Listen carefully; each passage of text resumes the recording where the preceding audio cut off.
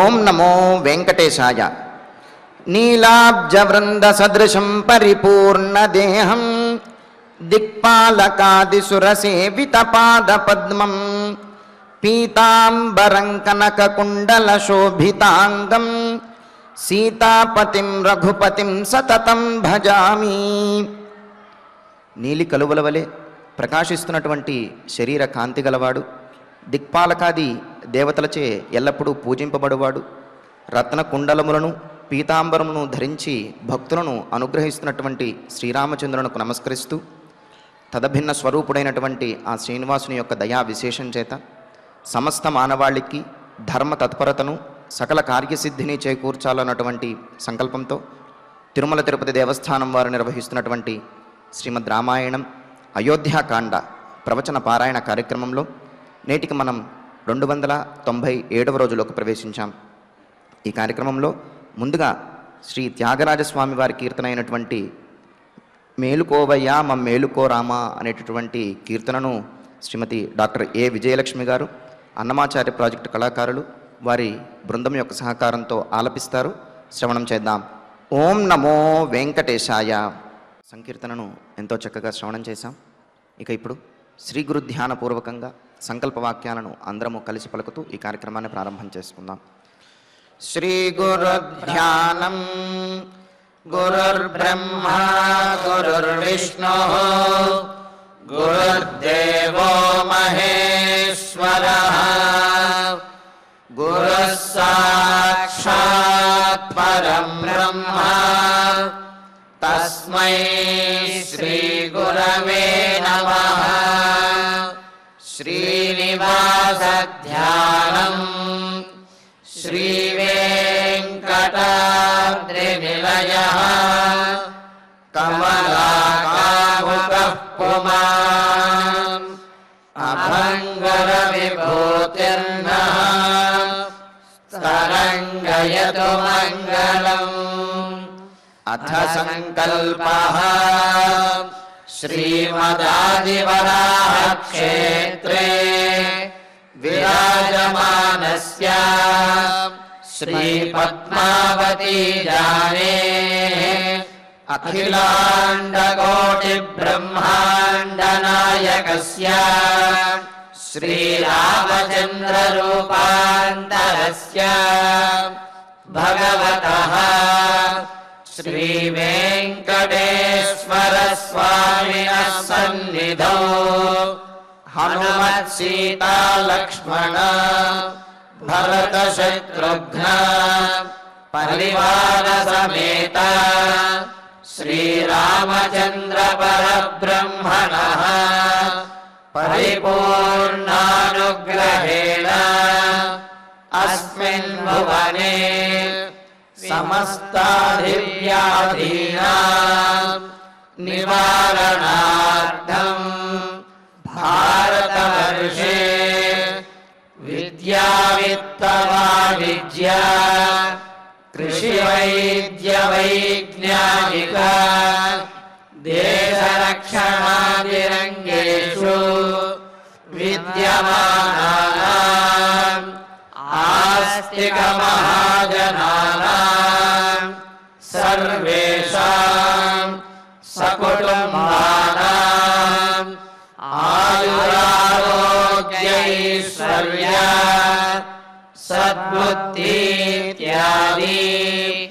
సర్వశుభఫలప్రాప్త్యర్థం ధర్మాచరణద్వారా శ్రీరామరాజ్యస్య పునర్వ్యవస్థాపనార్థం ఉద్యోగార్థినాం సముచితోద్యోగప్రాప్త్యర్థం దంపతీనాం అనుకూల దాంపత్య సిద్ధ్యర్థం సంతానస్య పితృవాక్య పరిపాలనానుకూల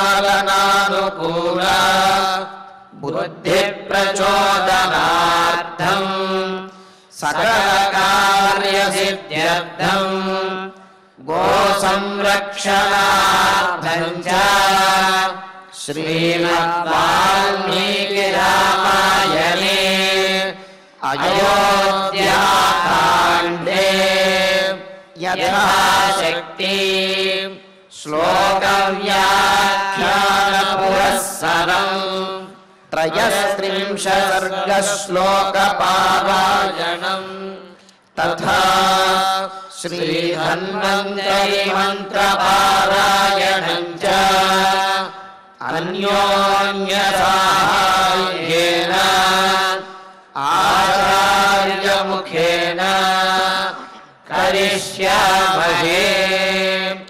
श्रीवाल्मीकिप्रार्थना कूजन्तं राम रामेति मधुरं मधुराक्षरम् आरुह्य कविकाशाखां वन्दे वाल्मीकिकोकिलम्।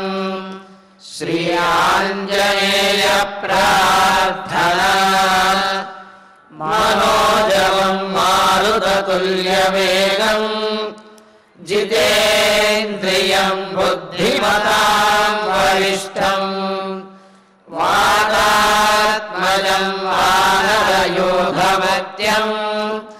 श्रीरामदूतं शिरसा नमामि। श्रीरामायण प्रार्थना वाल्मीकिगिरिसम्भूता रामसागरगामिनी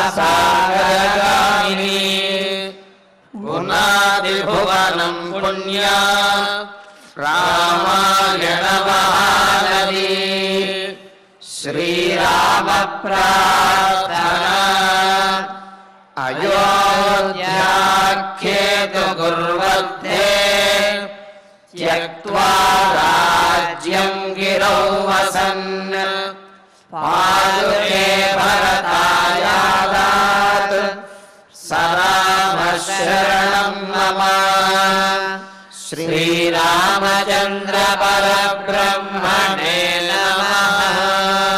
अथ श्रीमद् रामायणे आदिकाव्ये अयोध्याकाण्डे त्रयस्त्रिंशः सर्गः।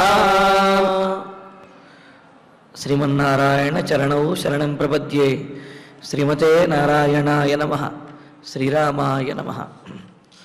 తస్మాత్ తస్యోపఘాతేన ప్రజాః పరమపీడితాః ఔదకాని వసత్వాని గ్రీష్మే సలిల సంక్షయాత్. రాముడికి ఆపద కలిగితే, రాముడికి కష్టం వస్తే అయోధ్యానగరంలో ఉన్నటువంటి ప్రతి వారికి కూడా కష్టం వచ్చినట్లుగా అందరూ బాధపడుతూ ఉన్నారు. ఎందుకు అంత బాధపడుతున్నారు అంటే రాముడు అనంత కళ్యాణ గుణాభిరాముడు. అందులోనూ ముఖ్యమైనటువంటి 6 గుణములు కలిగినటువంటి వాడు షడ్గుణోపేతుడు రాముడు. మరి అటువంటి షడ్గుణములు కలిగినటువంటి వాడిని ఎవరినైనా సరే ప్రజలందరూ ఆదరించి తీరుతారు అని. అలాంటి షడ్గుణములతో పాటు అనేక కళ్యాణ గుణములు కలిగిన వాడు కావుననే తస్మాత్ అందువలన తస్య ఉపఘాతేన ఆ రాముడికి కలిగినటువంటి కష్టము వల్ల రాముడు ఈ విధంగా వనవాసానికి వెళ్ళవలసినటువంటి స్థితి రావడం వల్ల గ్రీష్మే సలిల సంక్షయాత్ గ్రీష్మకాలంలో ఎండాకాలంలో నీరు తగ్గిపోయినప్పుడంటే తటాకములలో చెరువులలో నదులలో నీరు తగ్గిపోయినప్పుడు ఔదకాని సత్వాని ఇవ. ఔదకాని అంటే నీటినే జీవనాధారంగా చేసుకుని జీవించేటటువంటి జంతువులను, జీవించే జలచరములు ఏవైతే ఉంటాయో వాటిని ఔదకాలు అని ఔదకాని అని అంటారు. ఔదకాని నీటిలో జీవించేటటువంటి నీటినే ఆధారంగా కలిగినటువంటి జంతువులు జలచరములు ఏవైతే ఉన్నాయో అవి ఇవ ప్రజా పరమపీడితా. అలా జలములు ఎండిపోయినప్పుడు జలచరములు ఏ విధంగా అయితే బాధపడతాయో అలాగే రాముడే ఆధారంగా రాముడి మీదే ప్రాణాలు పెట్టుకు బ్రతుకుతున్నటువంటి రాముడి మీద అభిమానం కలిగినటువంటి ప్రజలందరూ కూడా రాముడికి కష్టం వచ్చేటప్పటికీ తట్టుకోలేక వీళ్ళందరూ పీడించబడినట్లుగా చాలా బాధపడుతూ ఉన్నారు. నేను మనం దీనికి ఇక్కడ నారాయణ శబ్దార్థం కూడా ఈ శ్లోకంలో చెప్పారు అని చెప్పి అనుకున్నాం. నారాయణుడు అంటే జలముల యందు ఉండేవాడు, జలములకు సమస్త జీవరాశికి కూడా ఆధారముగా ఉండేవాడు అని అర్థం చెప్పుకున్నాం. అంటే జలములు లేనప్పుడు జలములో లేనప్పుడు ఆ ఆధారంగా జలము లేనప్పుడు ఏ విధంగా అయితే ఇబ్బంది పడతాయో, పీడించబడతాయో, కష్టములు పడతాయో, అలాగే ఈ సమస్తమైనటువంటి భూతములు ప్రాణులు కూడా ఆ నారాయణుణ్ణి విడిచినప్పుడు, ఆ భక్తి లేనప్పుడు ఆ విధంగా కష్టముల పాలవుతాయి. జలచరములు జలములోనే ఉండాలి, సమస్త ప్రాణులు కూడా ఆ నారాయణుణ్ణి ఆధారంగా చేసుకునే ఉన్నాయి. కావున ఆయననే నమ్ముకుని ఉన్నట్లయితే అవి సుఖముగా ఉండగలుగుతాయి సమస్త ప్రాణులు కూడా అని ఆ పరమార్థాన్ని అయోధ్యాపుర ప్రజలు మనందరికీ కూడా తెలియజేస్తున్నారు.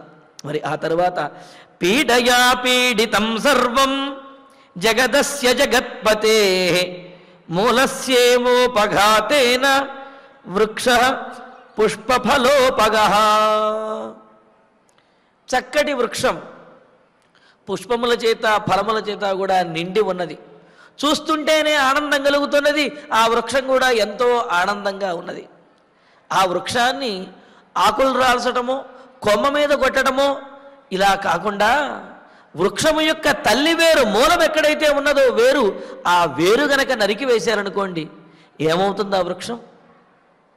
అంతటి చక్కనైనటువంటి వృక్షము, పుష్పములతోటి ఫలములతోటి నిండుగా ఉన్నటువంటి వృక్షము, ఆ ఒక్క వేరుని మూలాన్ని కనుక ఛేదించినట్లయితే వృక్షమంతా కూడా వాడిపోతుంది.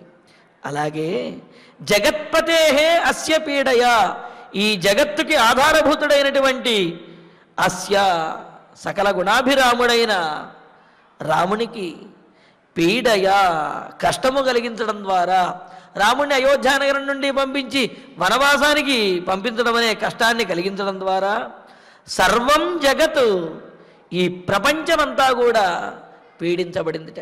రాముడికి ఒక్కడికి ఇబ్బంది కలిగితే ప్రపంచానికి అందరికీ ఇబ్బంది ఎలా కలుగుతుందండి? అసలు ఒకరికి ఇబ్బంది కలిగితే అందరికీ ఇబ్బంది కలిగే అవకాశం ఉన్నదా? అటువంటి ఉదాహరణ ఏమైనా ఉన్నదా అంటే ప్రత్యక్ష ఉదాహరణే మనకు చూపిస్తూ, మూలస్య ఉపఘాతేన, మూలాన్ని కనుక ఛేదించినట్లయితే, ఆ వేరుని కనుక ఖండించినట్లయితే కనుక పుష్ప ఫలోపగః, పుష్పముల చేత ఫలముల చేత నిండినటువంటి వృక్ష ఇవ, వృక్షము ఏ విధంగా అయితే పీడించబడుతుందో, మూలాన్ని ఛేదించినప్పుడు చక్కనైనటువంటి వృక్షం ఏ విధంగా అయితే వాడిపోయి నశించిపోతుందో, పీడించబడుతుందో, అలాగే జగత్పతి అయినటువంటి రాముడికి కనుక కష్టం కలిగినట్లయితే ఈ ప్రపంచంలో ఉన్నటువంటి ప్రజలందరూ కూడా పీడించబడినట్లే అందరికీ కూడా ఆ బాధ అనేది కలుగుతుంది అని అంటున్నారు. ఎందుకు అంటే రాముడిని ప్రతివారు కూడా తమ ఇంట్లో వారిగా, తమ వాడిగా భావిస్తూ ఉన్నాడు. మరి తమ ఆత్మీయులకు ఇబ్బంది కలిగితే ఎవరికైనా సరే ఆ బాధ కలుగుతుంది కదా. దానినే తాదాత్మ్యము అని అంటారు. సహజంగా ఈ తాదాత్మ్యము అనేది ఒక కుటుంబంలో ఉండేవారికి, అందులోనూ కూడా తల్లిదండ్రులకి పుత్రుల యందు లేక సంతానము యందు, పుత్రులు కానీ పుత్రిక కానీ సంతానము యందు ఈ తాదాత్మ్యం కలుగుతుంది. ఉదాహరణకి తండ్రి బాగా చదువుకోలేకపోయాడు అనుకుందాం, కానీ తన కుమారుణ్ణి బాగా చదివించి తాను చదివినట్లుగా ఆయన ఆనందాన్ని పొందుతాడు. అదిగో నేను చదువుకోలేకపోయినా నా కుమారుడు నా రక్తం చక్కగా చదువుకున్నది, బాగా పైకి వచ్చాడు అని ఆనందిస్తాడు. అలాగే ఆ తల్లి కానీ ఆ కూతుర్ని చూసి ఇలాగ ఆనందిస్తుంది.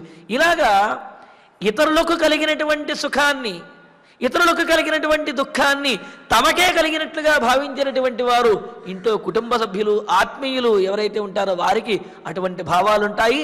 దానినే తాదాత్మ్యము అని అంటారు. అయితే ఇక్కడ రాముడి విషయంలో అయోధ్య నగరంలో ఉన్నటువంటి ప్రతి ఒక్క ఇంటిలోనూ కూడా రాముడి విషయంలో ఆ తాదాత్మ్యము, ఆ ఆత్మీయత అనేవి ఉన్నాయి. దానితోటి రాముడికి కష్టం కలిగేటప్పటికీ ఆ కష్టము వల్ల అందరూ కూడా పీడించబడుతున్నారు. ఏ విధంగా అయితే చెట్టు యొక్క మొదలుని గనక నరికినట్లయితే చెట్టు మీద ఉన్నటువంటి పుష్పములు, ఫలములు, పత్రములు ఇవన్నీ కూడా ఏ విధంగా వాడిపోయి రాలిపోతాయో, అదేవిధంగా రాముడికి ఒక్కడికి ఇబ్బంది కలిగేటప్పటికీ అయోధ్య నగరంలో ఉన్నటువంటి వారందరూ కూడా పీడించబడుతున్నారు అని అన్నారు.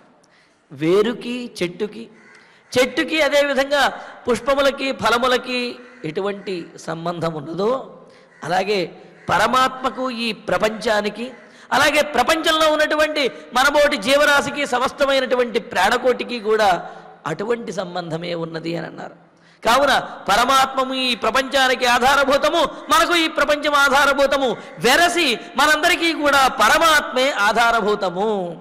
కావున పరమాత్మను ఆశ్రయించి ఉన్నట్లయితే, ఆయన యందు భక్తి ప్రపత్తులు కలిగి ఉన్నట్లయితే ఎటువంటి అపాయము పీడ అనేవి ఉండవు. అలా కాకుండా అది కనుక విడిచినట్లయితే, పరమాత్మను విడిచినట్లయితే అపాయములనేవి తప్పవు అని తెలుస్తున్నదన్నమాట. ఈ విధంగా రామునికి కలిగినటువంటి కష్టంతో అయోధ్యాపుర ప్రజలందరూ కూడా బాధపడుతూ మూలం హేష మనుష్యాణం ధర్మసారో మహాద్యుతి పుష్పం ఫలంచ పత్రంచ శాఖాశ్చాస్యేతరే జనా. ఎలాగండి ఈయన అని అంటే, ఈయన ధర్మవృక్షము అనే వృక్షానికి, అనే చెట్టుకి, ధర్మవృక్షానికి మూలము ఈయన అని అన్నారు. ఇదే కదా మనకు భగవద్గీతలో ఊర్ధ్వమూలం అధశాఖం అశ్వత్థం ప్రాహురవ్యం అని చెప్పుకొచ్చారు. ఇక్కడ కూడా అటువంటి భావాన్నే తెలియజేస్తూ ధర్మసార, ధర్మమే సారముగా కలిగినటువంటిది. సహజంగా మామూలు మొక్కకైతే గనక నీరు పోస్తే అది పెరుగుతుంది. కానీ రాముడు అనే వృక్షం ఏదైతే ఉన్నదో ఆ వృక్షానికి ధర్మమే సారము, ధర్మమే ఆహారము. ఆ ధర్మంతో ఆ వృక్షము వర్ధిల్లుతుంది, పెరిగి పెద్దదైనది. కావున ధర్మసార, ధర్మమే సారముగా కలిగినటువంటి మహాద్యుతి, గొప్ప కాంతిమంతుడైనటువంటి వాడైన ఏష ఈ శ్రీరామచంద్రుడు మనుష్యాణం మూలం హి. మనుష్యులు అంటే కేవలం మానవులే అనే కాకుండా మానవులు మొదలైనటువంటి జీవరాశులన్నిటికీ కూడా మూలాధారమైనటువంటి వాడు, సమస్తమైనటువంటి ప్రపంచానికి ఆధారభూతమైనటువంటి వాడు. మరి ఈయన ఆ వృక్షానికి మూలమైతే మరి దాని యొక్క కాండము, కొమ్మలు, ఆకులు, పుష్పములు, ఫలములు ఇవన్నీ ఎవరి అంటే చెబుతున్నాడు ఇతరే జనాహ. ఈ ధర్మము అనే సారముతోటి పెరుగుతున్నటువంటి వృక్షము యొక్క మూలము రామచంద్రమూర్తి అయితే, ఆ వృక్షము యొక్క ఇతరే జనాహ, ఇతరమైనటువంటి జనులు అస్య రాముడు అనే ఈ వృక్షానికి ఉన్నటువంటి పుష్పం ఫలం పత్రం శాఖాశ్చ, రాముడు అనే ఆ ధర్మము అనే వృక్షానికి రాముడు మూలమైతే కనుక, వేరు భాగం అయితే కనుక ఆ పైన ఉన్నటువంటి శాఖలు అంటే కొమ్మలు, పత్రములు, పుష్పములు ఇవన్నీ కూడా ఇతరములైనటువంటి ప్రాణులు. మరి ఎప్పుడైతే మూలము ఛేదించబడుతుందో మరి మిగతా కొమ్మలు ఇవన్నీ కూడా వాడిపోతాయి కదా, పుష్పములు, పత్రములు కూడా ఉండవు కదా. అలాగే మరి దీనికి ధర్మం సారం ఏమిటి అంటే ధర్మము అనేదే సారము అన్నారు. ఇలాగా ధర్మము అనే సారము చేత వర్ధిల్లుతున్నటువంటి ధర్మము అనే ధర్మ వృక్షం ఏదైతే ఉన్నదో ఆ వృక్షానికి మూలము రాముడు, మిగతా శాఖలు ఇవన్నీ కూడా ఆ ప్రజలు, అలాగే మిగతా ప్రాణులు. అందుకనే మూలఛేదం కనుక జరిగినట్లయితే అంతా కూడా పూర్తిగా నశించిపోతుంది, అందరికీ పీడ కలుగుతుంది అన్నారు. అందుకనే ఏదైనా విషయంలో వాదము వచ్చినా, లేకపోతే ఏదైనా ఒక విషయాన్ని నిర్ణయించాల్సి వచ్చినా, భార్యాభర్తలు కానివ్వండి, లేకపోతే విడిగా గ్రామానికి సంబంధించినటువంటి వ్యవహారములు కానివ్వండి, అటువంటి వ్యవహారాల్లో అహంకారాలకు పోయి మూలాన్ని కనుక ఛేదించినట్లయితే, మూలం అంటే ఏమిటి, అసలు ప్రయోజనం ఏదైతే ఉందో ఆ ప్రయోజనం నాకు దక్కకపోయినా పర్వాలేదు, పక్కవాడికి మాత్రం దక్కకూడదు అనే ఉద్దేశంతో మూలాన్ని కనుక అపాయం కలిగించినట్లయితే అది ఆ పక్కవాడికో ఇతరులకే కాదు స్వయంగా కూడా నశింపజేస్తుంది, అది అందరినీ కూడా నశింపజేస్తుంది. కావున మూలఛేదము ఏదైతే మూలాధారంగా ఉన్నదో దానికి అపాయం కలిగించడం మాత్రం అది సమస్తమైనటువంటి వారికి అందరికీ కూడా అపాయాన్నే చేకూర్చుతుంది. కావున ఎట్టి పరిస్థితుల్లోనూ ఆ ముఖ్యమైనటువంటిది మూలాధారమైనది ఏదైతే ఉంటుందో అటువంటి విషయానికి కానీ అటువంటి వ్యక్తులకి కానీ అపాయం అనేది కలుగనీయకూడదు అని అన్నారు. అందుకనే ఇక్కడ రాముడికి అపాయం కలిగేటప్పటికీ అందరికీ అపాయం కలిగింది, అందరూ కూడా బాధపడుతూ ఉన్నారు, విలపించేస్తూ ఉన్నారు అని అన్నారు. మరి అలాగే రాముడు వేరు వంటి వాడు, మనుషులందరూ కూడా దాని మీద నిలిచినటువంటి పుష్పములు ఫలములు ఇవన్నీ చెప్పి వేరునకు జలమయ విధంగా అయితే సారమో బలాన్ని ఇస్తుందో రాముడికి ధర్మమే బలాన్ని ఇస్తుంది, అంతేగాని ఈ భోగభాగ్యములు రాజ్యములు కాదు. అందుకనే రామచంద్రమూర్తి వనవాసానికి వెళుతున్నా సరే స్థిరమైనటువంటి బుద్ధితోటి ధైర్యంగా ఉండగలిగాడు. ఎందుకు అంటే రాముడికి సారము ధర్మం ఒక్కటే అని చెప్పుకొచ్చారు. ఆ తరువాత తే లక్ష్మణ ఇవ క్షిప్రం సపత్న్య సహ బాంధవా గచ్చంతమను గచ్చాము ఏన గచ్చతి రాఘవ. చూడండి ప్రజలందరూ కూడా ఏమనుకుంటున్నారు, తే వయం అటువంటి మనము, ఎటువంటి మనము, జలములలో జలచరముల వంటి, వృక్షానికి ఫలములు పుష్పములు వంటి మనము. మరి జలము వంటి వాడు రామచంద్రమూర్తి ఆధారభూతమైన వాడు, వృక్షానికి మూలం వంటి వాడు రాముడు. కావున ఆ రాముడి మీద ఆధారపడి రాముడి మీదే ప్రాణములు పెట్టుకున్నటువంటి తేవయం అటువంటి మనము సపత్న్య పత్ని సమేతంగా భార్యలతో కూడినటువంటి వారమై సబాంధవాహ మన బంధువులందరినీ కూడా తీసుకుని లక్ష్మణ ఇవ లక్ష్మణుడు ఏ విధంగా అయితే రాముణ్ణి అనుసరిస్తున్నాడో లక్ష్మణ ఇవ రాఘవ ఏన గచ్చతి, లక్ష్మణుడు ఏ విధంగా అయితే అనుసరిస్తున్నాడో అదే విధంగా రాఘవ ఏన గచ్చతి, రాముడు ఏ మార్గంలో వెళతాడో ఆ మార్గాన్ని గచ్చంతమనుగచ్చామః మనం కూడా అనుసరించి వెళదాము. అంటే రాముడికే కాదు ప్రజలందరికీ కూడా అయోధ్యానగరంలో ఉండాలని అనిపించడం లేదు. రాముడు అయోధ్యానగరాన్ని విడిచిపెడుతున్నాడు అంటే ప్రజలందరూ కూడా అయోధ్యానగరాన్ని విడిచి లక్ష్మణుడు ఏ విధంగా అయితే రాముడితో పాటు వెళుతున్నాడో ఈ ప్రజలు వారి యొక్క బంధువులందరితో కలిసి రాముడి ఏ మార్గం గుండా వెళితే అటే వెళ్ళాలి అని చెప్పి అనుకుంటూ మరి రాముణ్ణి విడిచి మనం ఉండలేం కదా. కావున లక్ష్మణుడు ఏ విధంగా అయితే రాముణ్ణి విడిచి ఉండలేక రాముణ్ణి అనుసరించి వెళుతూ ఉన్నాడు, మనము కూడా రాముడినే అనుసరించి మనం వెళదాము అని చెప్పి వీళ్ళందరూ కూడా నిర్ణయం తీసుకుంటున్నారు. అందుకనే అంటారు కవులు, రాముడు వనవాసానికి వెళుతుంటే సమస్తమైనటువంటి ప్రాణులు కూడా బాధపడ్డాయి. ఎలా బాధపడ్డాయి అనే విషయం చెబుతూ నాగేంద్రాయవసాభిలాష విముఖా శాస్త్రేక్షణావాజినో హ్రేషాశూన్యముఖా సదీనవదనా క్రందంత ఉచ్చైర్దిశ అని చెప్పి అంటూ రాముడు వనవాసానికి వెళుతూ ఉంటే అక్కడ ఉన్నటువంటి ఏనుగులు గుర్రములు అవన్నీ కూడా బాధపడుతున్నాయట. మరి అవే బాధపడ్డాయి అంటే ప్రజలు బాధపడటంలో ఆశ్చర్యమేమున్నది. నాగేంద్రాహ అంటే ఏనుగులు యవసాభిలాష విముఖ, ఏనుగులు సహజంగా ఏదైనా తిండి కనుక లభించినట్లయితే అలా తింటూ ఉంటాయి. కానీ రాముడు వనవాసానికి వెళ్ళిపడుతున్నాడనే బాధతోటి ఏనుగులు తినడం మానేశాయట. శాస్త్రేక్షణావాజిన గుర్రములు కళ్ళ నుండి కూడా ధారలుగా నీటిని కారుస్తూ హ్రేషా శూన్యముఖా అవి ఆనందంతో చేసేటటువంటి ఆ గుర్రపు సకిలింపు అంటారు కదా, ఆ గుర్రపు సకిలింపులను పూర్తిగా శబ్దం చేయటం మానేశాయన్నమాట. ఈ విధంగా రామోయాతి యయా సదార సహజ తామేవ పశ్యంత్యమి, రాముడు ఏ మార్గంగా వెళుతున్నాడో ఎటువైపు వెళుతున్నాడో ఈ జంతువులు ఈ పశుపక్ష్యాదులు ఇవన్నీ కూడా ఆ మార్గాన్నే చూస్తూ అవి విలపిస్తూ బాధపడుతూ ఉన్నాయి, నిద్రాహారాలు మానేశాయి అని చెప్పి అన్నారు. మరి పశుపక్ష్యాదులకే ఇంతటి బాధ కలిగితే మరి రాముడితో అనుబంధం కలిగినటువంటి రాముడితో మాట్లాడుతూ ఉన్నటువంటి కలిసి తిరిగినటువంటి ఆ ప్రజలందరికీ ఇంకెంత బాధ కలుగుతుంది. అందుకనే వారందరూ అనుకుంటున్నారు ఏమని, మనమిటూ రాముణ్ణి విడిచి ఉండలేము, కావున లక్ష్మణుడు ఏ విధంగా అయితే అనుసరిస్తున్నాడో మనము కూడా రాముణ్ణి అనుసరించి ఎటు రాముడు వెళితే మనం కూడా అటే వెళదాము, మన బంధువులతోటి మిత్రులతోటి అందరము కలిసి అని అన్నారు.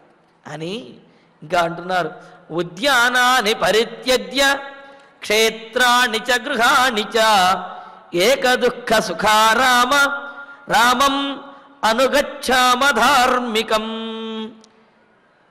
మరి మనం వెళ్ళిపోతే అయ్యో ఇక్కడ అయోధ్యానగరంలో అనేకమైనటువంటి మేడలు మిద్దెలు, మనకు అనేకమైనటువంటి సంపదలు, ఇవన్నీ ఉద్యానవనాలు విహరించేటటువంటివి ఇవన్నీ ఉన్నాయి కదా అనుకుంటామేమో. రాముడు లేనప్పుడు ఇవన్నీ ఉండి మాత్రం ప్రయోజనం ఏమున్నది? కావున ఉద్యానాన్ని, రాజులకు అర్హములైనటువంటి ఈ ఉద్యానవనములు, ఈ క్రీడా వనములు ఏవైతే ఉన్నాయో వీటినన్నిటినీ కూడా, క్షేత్రాన్ని, భూములు పొలములు ఏవైతే ఉన్నాయో వీటినన్నిటినీ, గృహాణి, గృహములను కూడా పరిత్యజ్య విడచిపెట్టి, ఏక దుఃఖ సుఖాహ, రామునితో సమానమైనటువంటి దుఃఖము సుఖము కలిగిన వాడు. అంటే ఏకం అంటే ఒకటే అయినటువంటి సుఖము దుఃఖము కలిగిన వాళ్ళు అన్నారు. ఏమిటి ఒకటే అయిన సుఖము దుఃఖము అంటే రాముడితో సమానమైనటువంటి, ఏకశబ్దం సమానవాచకంగా కూడా ఉన్నది. కావున సమానమైనటువంటి సుఖ దుఃఖములు కలిగిన వాళ్ళమై ఉందాము. ఎవరితో సమానమైన సుఖ దుఃఖములు? రాముడితోటి సమానమైన సుఖ దుఃఖములు కలిగినటువంటి వారమై ఉందాము. కావున రాముడు అడవిలో కష్టపడితే మనం కష్టపడతాము, రాముడు అడవిలో సుఖంగా ఉంటే మనం సుఖంగా ఉందాము. రాముడు అయోధ్యలో ఉంటే అయోధ్యలో ఉంటాము, లేకపోతే మనం కూడా ఉండము అన్నారు. అందుకనే మన ఉద్యానవనములు, మన పొలములు, గృహములు వీటినన్నిటినీ కూడా విడిచిపెట్టేసి రామునితో సమానమైనటువంటి సుఖదుఖములను కలిగినటువంటి వారై రామం ధార్మికం రామం అనుగచ్చామ, ధార్మికుడైనటువంటి ధర్మస్వరూపుడైనటువంటి రాముణ్ణే అనుసరిస్తాము, అనుసరించి వెళదాము అని అన్నారు. అందుకనే సాత్విక త్యాగం చేస్తూ ఆగమశాస్త్రాల్లో కూడా అంటారు, దారాన్ పుత్రాన్ బంధూన్ గురూన్ ధనధాన్యాని క్షేత్రాన్ని చ గృహాణి చ పరిత్యజ్య అన్యథా శరణం నాస్తి త్వమేవ శరణం మమ అని చెప్పి స్వామివారిని ప్రార్థించాలట.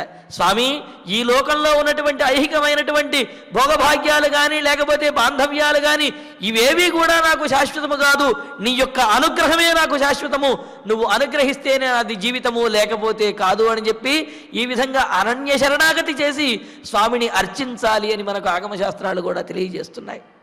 మరి అలాగా అయోధ్యానగరంలో ఉన్నటువంటి ప్రజలందరూ కూడా రాముడి విషయంలో అనన్య శరణాగతితోటి, అనన్య భావన అంటే ఏమిటి? రాముడే ప్రపంచంగా వాళ్ళు బ్రతుకుతూ ఉన్నారు.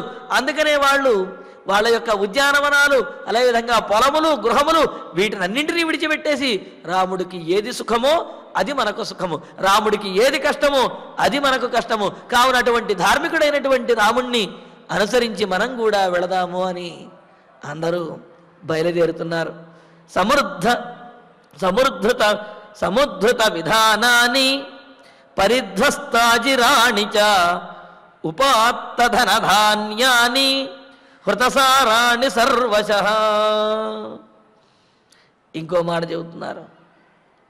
అయితే మరి వీళ్ళు ఉంచినటువంటి కొంత దాచుకున్నటువంటి ధనం అనేది కొంత ఉంటుంది కదా, ఆ ధనమంతా వీళ్ళు కొంత తవ్వుకు వెళ్ళిపోయినా, కొంత మిగిలినటువంటిది ఎవరూ లేకపోతే, ఎవరూ లేనటువంటి దానికి, ఏ ఆధారము కనుక లేనటువంటి ఆ సంపదకి ఎవరు పడితే వాళ్ళు ఆధారమవుతారు, ఎవరు పడితే వాళ్ళు దాన్ని ఆక్రమించుకునే అవకాశం కూడా ఉన్నది.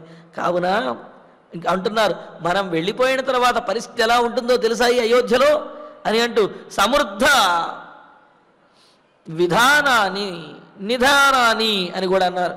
అంటే బాగా తవ్వి బయటకు తీయబడినటువంటి నిధులు కలవి అయినా, అంటే వాళ్ళు ఆ భూమిలో దాచుకున్నటువంటి సంపదలన్నీ కూడా తవ్వి బయటకు తీసేస్తారు. మరి తవ్విన తర్వాత ఆ ప్రాంతం అంతా కూడా గుంతలు గుంతలుగా ఉంటుంది. ఇంకా పరిధ్వస్తాజిరాణి, చింద్రవందర చేయబడినటువంటి ప్రాంగణములు, అంతే కదా. ఏదైనా ఇల్లు ఖాళీ చేసి వెళ్ళిపోయినా, లేకపోతే ఏదైనా ఇంటిని ఎవరూ లేకుండా కొన్ని సంవత్సరముల పాటు విడిచిపెట్టిన ఆ ఇంటి పరిస్థితి, ఆ ఇంటి ప్రాంగణము యొక్క పరిస్థితి, ఆ ఊరు పరిస్థితి ఎలా ఉంటుందనేది మనం ఊహించుకోవచ్చు కదా. అలాగా పరిధ్వస్తాజిరాణి, భగ్నం అంటే విరిగిపోయి చింద్రవందరగా పడి ఉన్నటువంటి అక్కడ ఉన్న కొన్ని వస్తువులు అన్నీ, ఉపాత్త ధనధాన్యాన్ని, మరి మనం అడవికి వెళితే ఆహారం కోసం ఏదో ఒకటి పిల్లలతో ఉంటాం కాబట్టి ఆ పిల్లల కోసమన్నా సరే మనం ఆహారాన్ని తీసుకువెళ్ళాలి కదా. కావున మన దగ్గర ఉన్నటువంటి కొన్ని ఆహార ధాన్యములు, ఈ పదార్థములు వాటిని మనం మూట కట్టుకుని వెళతాం. కావున మన ఇంట్లో ఏమీ ఉండవు. ఇంకా సర్వతః హృతసారాణి, సారం ఏదైతే ఉన్నదో, విలువైనవి ఏవైతే ఉన్నాయో ఆ విలువైనటువంటి వస్తువులన్నింటినీ కోల్పోయి విలువైనటువంటి మనస్సులను ఆనందముని కోల్పోయినటువంటివైన మన గృహములు ఏవైతే ఉన్నాయో అటువంటి బోసిపోయినటువంటి, అలాగే కళావిహీనమైనటువంటి చింద్రవందరగా ఉన్నటువంటి గృహములు ఉన్నాయి కదా, అటువంటి గృహములతోటి అయోధ్యానగరం అనేది ఉండబోతున్నది. ఎందుకంటే మనమందరం కూడా అయోధ్యానగరాన్ని విడిచి అడవికి వెళ్ళిపోతున్నాము అని అంటూ రజసాభ్యవకీర్ణాని పరిత్యక్తాని దైవతై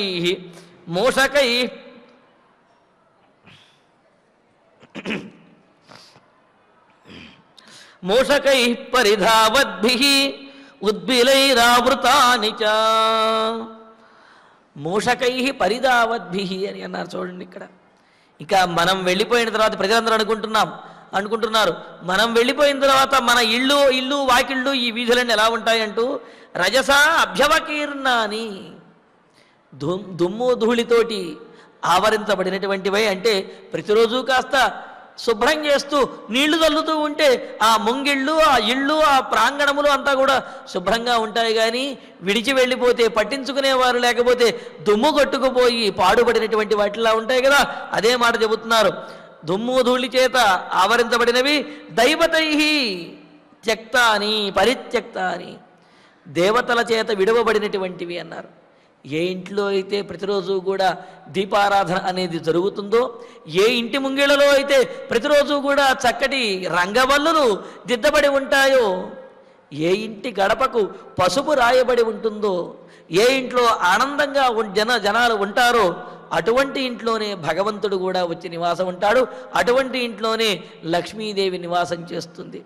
అలా కాకుండా ఏ ఇంట్లో అయితే ఏనాడు కూడా దీపం అనేది ఉండదో, ఏ ఇంట్లో అయితే ముంగిళ్ళు శుభ్రంగా ఉండవో, ఏ ఇల్లు అయితే పాడుబడినట్లుగా ఉంటుందో, ఏ ఇంట్లో ఎల్లప్పుడూ కూడా బాధపడుతూ పోట్లాడుకుంటూ ఉంటారో ఆ ఇంట్లో లక్ష్మీదేవి కానీ భగవంతుడు కానీ నిలబడడు అని చెప్పి అన్నారు. మరి ఇక్కడ అయోధ్యానగరంలో ఉన్నటువంటి ప్రజలందరూ కూడా విడిచి వెళ్ళిపోతే ఆ ఇంట్లో దేవతార్చనలు అవి జరుగుతాయా, దీపారాధనలు అవి జరుగుతాయా, ఆ ఇంటిని అలంకరించే వాళ్ళు కానీ శుభ్రం చేసేవాళ్ళు కానీ ఉండరు కదా. మరి అటువంటి ఇంట్లో భగవంతుడు ఉంటాడా, దేవతలు ఉంటారు కదా, ఉండరు కదా. అది అందుకనే అంటున్నారు. అలాగా మనందరి చేత విడువబడినటువంటి మన గృహములను దేవతలు కూడా విడిచి వెళ్ళిపోతారు. తద్వారా దేవతలు ఎప్పుడైతే విడిచిపెట్టి వెళ్ళిపోతారో ఆ గృహములు దుష్టశక్తులకు నిలయమవుతాయి అని చెప్పి అంటున్నారు. అందుకనే దైవతై పరిత్యక్తాని, దేవతల చేత విడువబడినవై, ఉద్బిలై పరితావద్భి మూషకై ఆవృతాని. ఇంకా ఎలాగుంటుంది, ఏం తిరుగుతాయో తెలుసా ఆ ఇంట్లో? బిలమలలోంచి బయటకు వచ్చినటువంటి ఎలుకలు స్వైర విహారం చేస్తూ అదేదో తమ నివాసంలాగా ఆ ఎలుకలన్నీ కూడా మన ఇళ్లలో, మనం విడిచిపెట్టినటువంటి ఇళ్లలో తిరుగుతూ ఉంటాయి. అలా ఎలుకలు తిరుగుతూ దేవతలందరూ విడిచిపెట్టి దుష్టశక్తులకు నిలయమై దుమ్ము ధూళితోటి ఆవరించబడినటువంటి మన గృహములు ఏవైతే ఉన్నాయో అటువంటి గృహములు కలిగిన అయోధ్యానగరమును, ఇంకా అపేతోదక ధూమాని హీన సమ్మార్జనాని చ ప్రణష్టబలి కర్మేజ్య మంత్రహోమ జపాని చ. అపేతోదక ధూమాని అని అన్నారు. అంటే నీళ్లు చల్లడం కానీ, లేకపోతే పొగ వేయటం, సాంబ్రాణి మొదలైనటువంటి పొగలు వేయటం కానీ ఇవేమీ లేకుండా ఉండటం. అంతేకాదు, పొగలు వేయటం అంటే వంట వండటం వల్ల కూడా ఆ ఇంట్లో, అంటే ప్రతిరోజు కూడా మనలో ఉండే వైశ్వానరాగ్ని రూపమైనటువంటి భగవంతుడికి యజ్ఞం చేసినట్లుగా మనం ఆహారాన్ని స్వీకరిస్తాం. మరి అలాగా ఒకరి కడుపు నింపడానికి చేస్తున్నటువంటి వంట ఏదైతే ఉందో, మన మహాతల్లులు ఇంట్లో చేస్తూ ఉంటారు కదా వంట, ఆ వంట కూడా యజ్ఞంతో సమానమైనటువంటిదే అన్నారు. ఎందుకు అంటే ఆ వంట వల్ల అంటే ఇతరుల యొక్క ఆ కుటుంబంలో వారి యొక్క కడుపులు నిండుతాయి, వారి యొక్క ఉదరములో ఉన్నటువంటి వైశ్వానరాగ్ని రూపంలో ఉన్నటువంటి భగవంతుడు తృప్తి చెందుతాడు. కావున సామాన్యంగా చేసినటువంటి ఆ వంటే కదా అనుకుంటే పొరపాటు, ఆ వంటే జీవనాధారం. కావున అటువంటి వంట కూడా యజ్ఞముతో సమానము అని అన్నారు. అందుకనే వంట చేసేటప్పుడు కూడా చిరుబురు ఆడకుండా ఆ పదార్థము చక్కగా తినే విధంగాను, అదేవిధంగా ఆ పదార్థంలో సానుకూలమైనటువంటి శక్తి ఉండే విధంగాను కూడా వంట వండాలి తప్ప వండేటప్పుడు చిరువురులు ఆడకూడదు. అదేవిధంగా ఆ వండే వారిని కూడా విసిగించకూడదు అని కూడా మనకు పెద్దలు తెలియజేశారు. అందుకనే ఇక్కడ చూడండి, అపేతోదక ధూమాని అనే దానికి అర్థం చెబుతూ ఆ ఇళ్లలో నీరు చల్లటం మొదలైనటువంటివన్నీ కూడా లేకపోవటం, అలాగే వంట చెయ్యటం మొదలైనటువంటివి లేకపోవటం, మరి కొన్ని గృహాలలో నిత్యాగ్నిహోత్రములు చేసేటటువంటి వారు ఉంటారు కదా, అటువంటి నిత్యాగ్నిహోత్రముల వల్ల వచ్చే ధూమములు పొగలు లేకపోవటము, ఇలాగా అక్కడ అగ్నిహోత్రములు కానీ లేకపోతే ఈ వంట చేయటం ఇవన్నీ కానీ నీరు చల్లటం ఏమీ కూడా లేకపోవటం వల్ల హీన సమ్మార్జనానిచ శుభ్రం చేసేటటువంటి వారు ఎవరు కూడా లేకపోవటం వల్ల ప్రణష్ట బలికర్మ ఇజ్యా మంత్ర హోమ జపానిచ అంటే మన గృహములలో ఎన్ని చెయ్యాలి ఎన్ని జరగాలనేది దీని ద్వారా తెలుస్తున్నది. మరి ప్రణష్ట బలికర్మలు అన్నారు. బలికర్మ అంటే ఏదో కాదు, ప్రభూత బలి అంటారు. అంటే ఆయా ప్రాణులకు ఆహారాన్ని అందించటము అని చెప్పి మనం పాతకాలంలో కానీ ఇప్పటికి కూడా కొన్ని పల్లెటూళ్ళల్లో చూస్తూ ఉంటాం. పంట ఇంటికి వచ్చిన తర్వాత పక్షుల కోసము ఇతర ప్రాణుల కోసముని ఆ కంకులను ఇంటి వద్ద చూరు దగ్గర కడతారు. అక్కడికి ఆ పక్షులు అవి వచ్చి ఆ ధాన్యమును వాటిని కూడా గ్రహించి వెళుతూ ఉంటాయి. అంటే ఏమిటి, మనము పొందినటువంటి దానిలో ఇతర ప్రాణులకి కూడా కొంత సహాయం అనేది చెయ్యాలి, వాటిని కూడా పోషించడం అనేది గృహస్థుని యొక్క ధర్మము. గృహంలో ఉండేటువంటి గృహస్థుడు ఎవరైతే ఉంటాడో వారి యొక్క ధర్మము అన్నారు. కావున అటువంటి భూతబలి మొదలైనటువంటి ఇతర ప్రాణులకు ఆహారం అందించడం అనేది ఒక కర్తవ్యం అయితే, అలాగే యజ్ఞము చెయ్యటము, అలాగే మంత్రములు వేద మంత్రోచ్చారణలతోటి ఆయా గృహములలో దేవతాశక్తులను ఆవాహన చేసుకుని దైవశక్తితోటి ఇంట్లో ఉన్నటువంటి వారందరూ కూడా చక్కగా సుఖముగా ఉండటము. అంతేకాదు ఇంకా హోమ జపానిచ ఆ హోమములు జపములు అంటే వారి యొక్క నిత్య కర్మానుష్ఠానములు ఏవైతే ఉన్నాయో ఆయా కర్మానుష్ఠానములు వీటితోటి ఉండటము.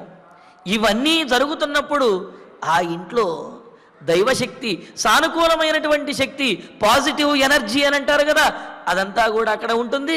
తద్వారా ఆ ఇంట్లో ఉండే వాళ్ళందరూ కూడా ప్రశాంతంగా ఉండగలుగుతారు అని. మరి ఎప్పుడైతే ఇవన్నీ కూడా లోపిస్తాయో అప్పుడు ఆ ఇంట్లో దైవికమైనటువంటి శక్తి, సానుకూలమైనటువంటి శక్తి లోపిస్తుంది. అప్పుడు ప్రతికూలమైనటువంటి శక్తి, దుష్టశక్తి అక్కడ తాండవిస్తుంది అని అన్నారు. మరి అటువంటిదైన ప్రణష్ట బలికర్మాణి గృహములో చేయవలసినటువంటి సత్కార్యములేవి కూడా చెయ్యకపోవటం వల్ల ఆ సానుకూలమైనటువంటి శక్తి అంతా కూడా నశించి దుష్కాలేనేవ భగ్నాని భిన్న భాజన వంతిచ అస్మత్యక్తాని వేష్మాని కైకేయీ ప్రతిపద్యతాం. చూడండి, కైకేయిని కూడా ఇక్కడ నిందిస్తున్నారు. ఇంతకుముందు దశరథ మహారాజుని నిందించారు. ఇప్పుడు ఈ 4 శ్లోకాలలోనూ కూడా కైకేయిని నిందిస్తూ అటువంటి మన గృహాలని మనం విడిచిపెట్టడం వల్ల ఇవన్నీ ఎలుకలవి తిరుగుతున్నటువంటివి, కళావిహీనమైనటువంటిది, దుష్టశక్తులకు నిలయమైనటువంటిది, తవ్వడం వల్ల చిందరవందరగా పడి ఉన్నటువంటి ఆ గృహోపకరణములన్నీ కలిగినటువంటిది, దుమ్ము ధూళి చేత ఆవరించబడినటువంటిది అయిన మన గృహములను దుష్కాలేనేవ భగ్నాని, దుష్కాలంలో కరువు కాటకములు వచ్చినప్పుడు ఏ విధంగా అయితే రాజ్యము క్షామంతో విలవిలలాడుతూ ఏ ఇల్లు కూడా ఆనందం లేకుండా సర్వనాశనమైనట్లుగా గోచరిస్తూ ఉంటుందో అలాగా అదేవిధంగా శత్రురాజుల చేత దాడి చేయబడి రాజ్యమంతా కూడా చిందరవందర అయినప్పుడు ఏ విధంగా అయితే ప్రజలందరూ బాధపడుతూ ఉంటే, ఏ విధంగా అయితే ఇళ్ళు కళావిహీనమైపోయి ఉంటాయో అలాగా భగ్నాని ఇవ పాడుబడినట్లుగా మనం వెళ్ళిపోవడం ద్వారా పాడుబడినట్లుగా ఉన్నటువంటి అయోధ్య నగరంలో ఉన్న ఈ గృహములన్నింటినీ కూడా ఇంకా భిన్న భోజనవంతిచ, అంతేకాదు మనం వండుకునేటువంటి పాత్రలు ఏవైతే ఉన్నాయో ఆ పాత్రలన్నీ కూడా పగిలిపోయి అవన్నీ కూడా మన ఇళ్ళంతా కూడా వ్యాపించి ఉంటాయి. అందుకని పగిలిపోయినటువంటి కుండలు కానీ అంటే ఆ మట్టి పాత్రలు కానీ వాటిని ఇంట్లో ఉంచకూడదు, అది అశుభ సూచకము అని అంటారు.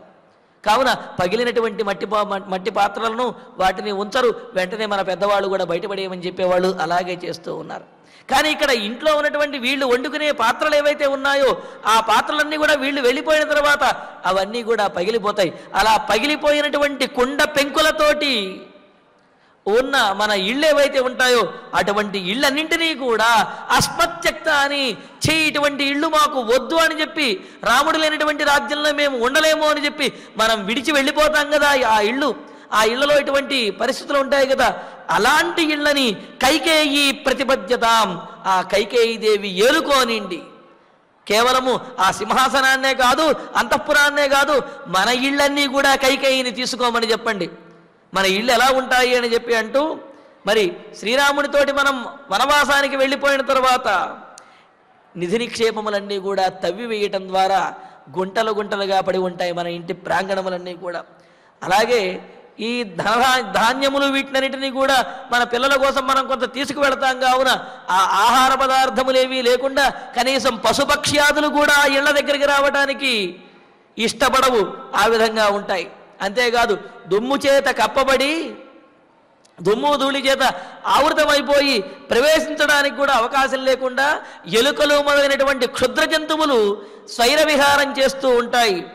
నీళ్లు చల్లడము, పొగ వేయటము, వంట వండటము, యజ్ఞం చేయటము, నిత్యాగ్నిహోత్రములు ఇవేవీ లేకుండా ఆ గృహములో దైవిక శక్తులన్నీ కూడా క్షీణించిపోయి ఉంటాయి. అంతేకాదు చెడు కాలములలో కరువు కాటకములు వచ్చినప్పుడు ఏ విధంగా అయితే రాజ్యంలో ఉండే ఇళ్ళు ఉంటాయో మనం విడిచిపెట్టి వెళ్ళిన తర్వాత మన ఇళ్ళన్నీ కూడా అదే విధంగా ఉంటాయి. అటువంటి ఇళ్లను కూడా కైకేయీ దేవే పరిపాలించుకోమని చెప్పండి. మనకు ఈ రాముడు లేనటువంటి ఈ రాజ్యంలో ఉన్న ఈ ఇళ్ళు, ఈ పొలములు, ఈ సౌభాగ్యములు ఇవేమీ కూడా మనకు అవసరం లేదు, మనం రాముడితోటే అడవికి వెళ్ళిపోదాము అని చెప్పి అంటున్నారు. అంటూ రాముడితోటి రాజ్యంలో ఉన్నటువంటి ప్రజలందరూ కూడా బయలుదేరుతూ ఉన్నాడు. కావున పాడుబడినటువంటి ఇళ్లతో కూడిన అయోధ్య నగరాన్ని కైకేయినే పాలించుకోమని చెప్పండి. అప్పుడు ఏమవుతుంది? అయోధ్య నగరం అడవి అవుతుంది. రాముడు ఉన్నటువంటి అడవి అయోధ్య నగరం అవుతుంది. ఎందుకు అంటే రాజ్యము అంటే ఏదో మేడలు మిద్దలు సంపదలు లేకపోతే నిధి నిక్షేపాలని కాదు. రాజ్యము అనే దానికి అర్థము ప్రజలు ఎక్కడైతే సుభిక్షంగా ఆనందంగా ఉండగలుగుతారో దానినే రాజ్యము అన్నారు. మరి ఆ మాటనే తర్వాత శ్లోకాల్లో ప్రజలే తెలియజేస్తారు. మరి ఇందులో ఉన్నటువంటి మరిన్ని విశేషాలను తరువాతి ప్రవచనాలను తెలుసుకుందాము. ఇక ఇప్పుడు ఆచార్యుల వారి ద్వారా శ్లోకాలను పారాయణ చేసుకుందాము. తస్మాత్ తస్యోపఘాతేన ప్రజాః పరమపీడితా ఔదకాని సత్వాని గ్రీష్మే సలిల సంక్షయాత్ పీడయా పీడితం సర్వం జగదస్య జగత్పతే మూలస్యేవ ఉపఘాతేన వృక్షః పుష్పఫలోపగః మూలం హి ఏష మనుష్యాణాం ధర్మసారః మహాద్యుతిః పుష్పం ఫలం చ పత్రం చ శాఖాశ్చాస్య ఇతరే జనాః తే లక్ష్మణ ఇవ క్షిప్రం సపత్న్యః సహ బాంధవాః గచ్చంతం అనుగచ్ఛామః येन गच्छति राघवः उद्यानानि परित्यज्य क्षेत्राणि च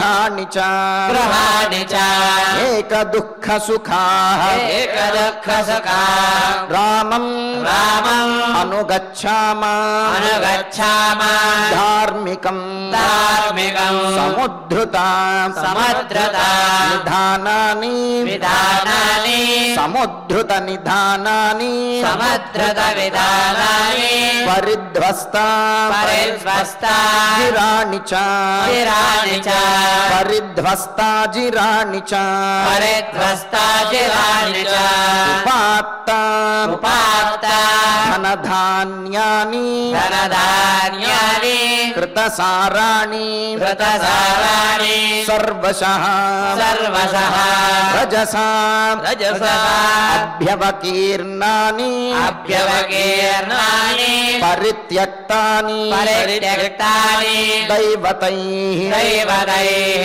మూషకైః విమోచకైః పరిధావద్భిః పరిధావర్భిః ఉద్బిలైః ఉద్బిలైః ఆవృతాని చ ఆవృతాని చ అపేతోదక అపేతోదక ధూమాని ధూమాని అపేతోదక ధూమాని అపేతోదక ధూమాని హీన హీనా సమ్మార్జనాని చ సమ్మార్జనాని చ హీన సమ్మార్జనాని చ హీన సమ్మార్జనాని చ ప్రణష్ట ప్రణశ్య బలికర్మేజ్ఞ బలికర్మేజ్య మంత్రహోమ మంత్రహోమ జపాని చ జపాని చ ప్రణష్ట బలికర్మేజ్ఞ మంత్రహోమ జపాని చ ప్రణస్తబలికర్మేజ్య మంత్రహోమ జపాని చ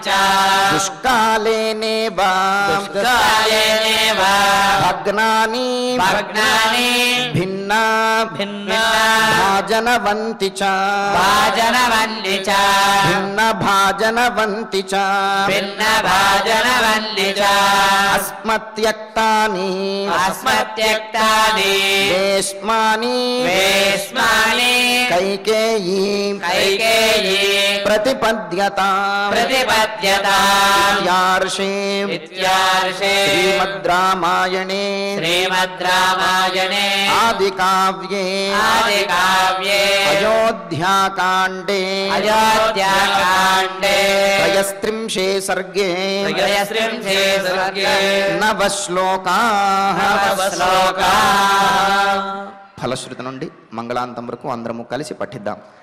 ఫలశ్రుతి ఆయుష్యమారోగ్యకరం యశస్యం సౌభాతృకం బుద్ధికరం సుఖం చ శ్రోతవ్యమేతన్నియమేన సద్భిః ఆఖ్యానమోజస్కర వృద్ధికామైః శ్రీరామచంద్ర పరబ్రహ్మణే నమః. అథ ధన్వంతరి ధ్యానం అచ్యుతానంత గోవింద విష్ణో నారాయణ మృత రోగాన్మేనాశయాశేషాన్ ఆశు ధన్వంతరే హరే ఆరోగ్యం దీర్ఘమాయుష్యం బలం తేజోధియం శ్రియం స్వభక్తేభ్యో గృహంతం వందే ధన్వంతరిం హరిం.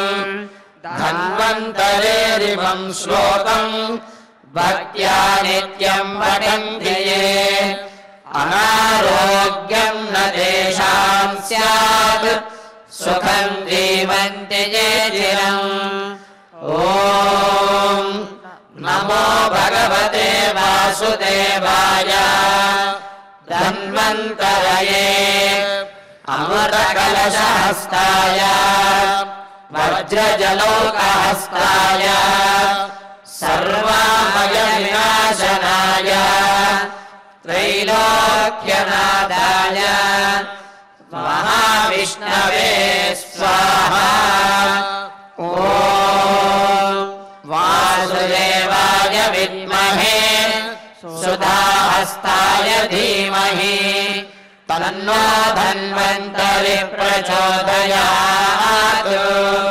అథ నవగ్రహ ప్రార్థనా ఆరోగ్య శ్రియం పద్మబంధుర్వితరతు నితరాం సంపదం శీతరశ్మిః భూలాభం భూమిపుత్రః సకలగుణయుతాం వాగ్విభూతిం చ సౌమ్యః సౌభాగ్యం దేవమంత్రీ రిపుభయశమనం భార్గవః శౌర్యమార్కిః దీర్ఘాయుః సైంహికేయః విపులయశః కేతుః ఆచంద్రతారం అరిష్టాని ప్రణశ్యంతు దురితాని భయాని చ శాంతిరస్తు శుభం మేస్తు గ్రహాః కుర్వంతు మంగళం అథ క్షమా ప్రార్థనా యదక్షరపదభ్రష్టం